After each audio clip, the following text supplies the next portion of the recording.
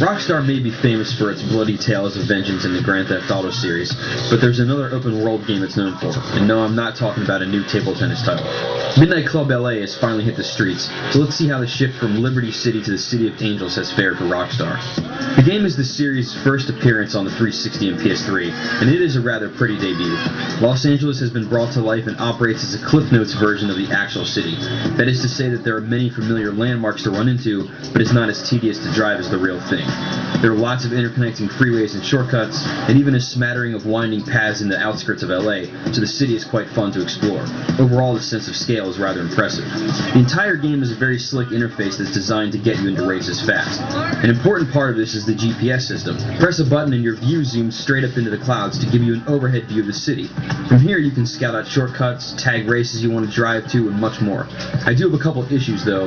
One is that you can't control the orientation when you zoom and pan, making it hard to find some shortcuts when you're close. And sometimes you have to rely on the overhead view too much to get to the next closest main objective, as the text-based list that you can view doesn't show you where these events are actually located.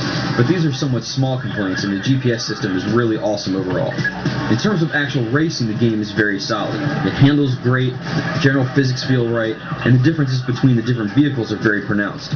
As mentioned before, getting into races is a very fast and seamless process, so there's not much downtime of wandering around aimlessly.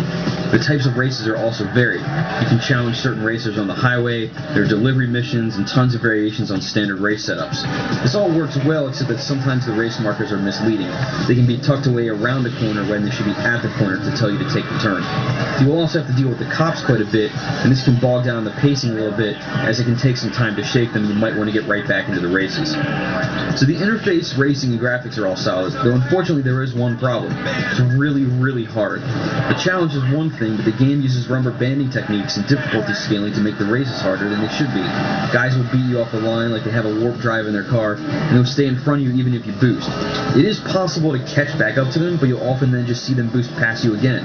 Make one mistake and your entire race is over. Thankfully, you do earn reputation points regardless of whether you win or lose, which you then use to unlock customization parts and new cars in your garage.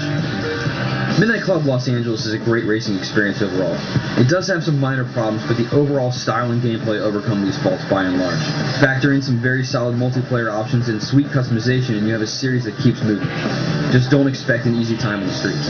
For the full written review, log on to IGN.com.